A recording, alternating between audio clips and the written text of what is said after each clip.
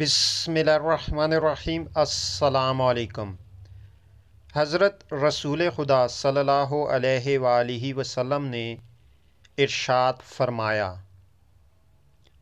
علم مومن کا دوست، حلم مومن کا وزیر، عقل مومن کی رہنما، عمل مومن کی قدر و قیمت،